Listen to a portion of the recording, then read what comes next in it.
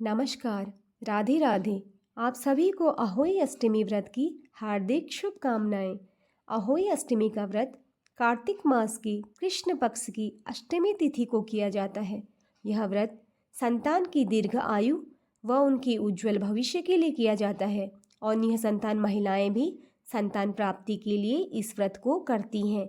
तो चलिए अब हम आपको अहोई अष्टमी व्रत की पौराणिक कथा सुनाते हैं, जो इस प्रकार है। एक साहूकार था जिसके 7 बेटे बहुएं और एक बेटी थी। दिवाली से पहले कार्तिक पदी अष्टमी को सातों बहुएं अपनी इकलौती ननद के साथ जंगल में जाकर खदान में मिट्टी खोद रही थीं। वहां पर शाहू की मात थी। मिट्टी खोदते समय ननद के हाथ से शाहू का बच्चा मर गया। इससे शाहू माता बहुत नाराज हो गई और बोली, मैं तेरी कोख बांधूंगी। तब ननद अपनी सातों भाभियों से बोली, तुम में से कोई अपनी कोख बंधवा लो। सभी भाभियों ने अपनी कोख बंधवाने से इनकार कर दिया, परंतु छोटी भाभी सोचने लगी कि अगर मैंने अपनी कोख नहीं बंधवाई तो सासू जी नाराज होंगी। यह सोचकर ननद के बदले में छोटी भाभी ने अपनी कोख बंधवा ली। अब इसके बाद उसको जो बच्चा होता वह 7 दिन का होकर मर जाता। एक दिन पंडित को बुलाकर पूछा, मेरी संतान 7वें दिन क्यों मर जाती है? तब पंडित ने कहा, तुम सुरही गाय की सेवा करो।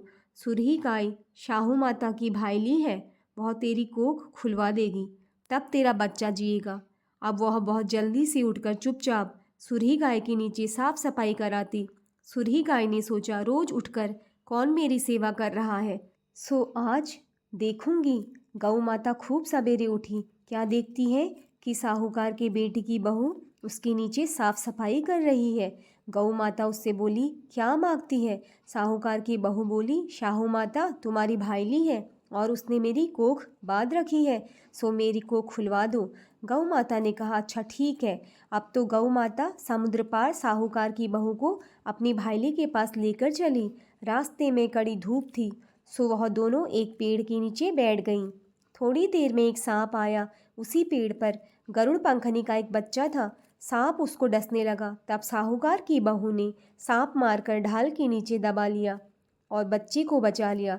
थोड़ी देर में गरुड़ पंखनी आई तो वहाँ खून देखकर साहूकार की बहू को चोंच मारने लगी।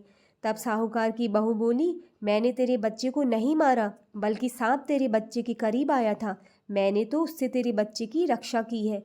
यह सुनकर गरुड़ पंखनी बोली, मांग, तू क्या मांगती है? वह बोली, 7 समुद्र पार शाहू माता रहती है, हमें तू उसके पास पहुंचा दे। तब गरुड़ पंखनी ने दोनों को अपनी पीठ पर बैठाकर शाहू माता के पास पहुंचा दिया। शाहू माता उनको देखकर बोली, आ बहन, बहुत दिनों में आई है। फिर कहने लगी, बहन मेरे सिर पर जुएं पड़ गई हैं।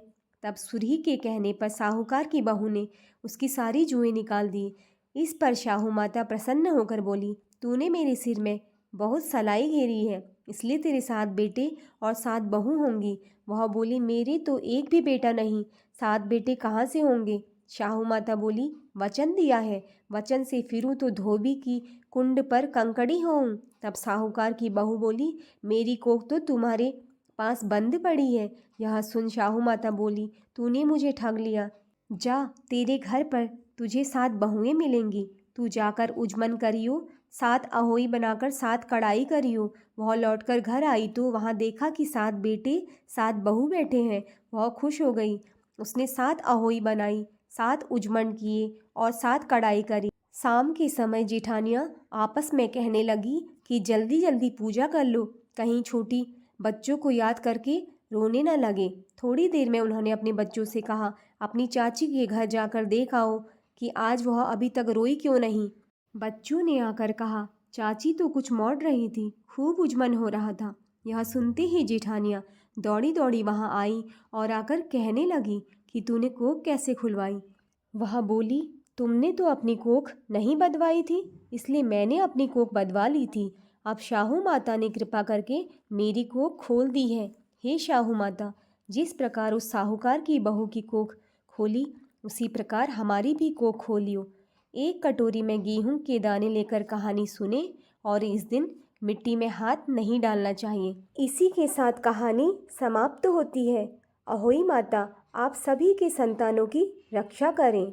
बोलिए अहोई माता की जय।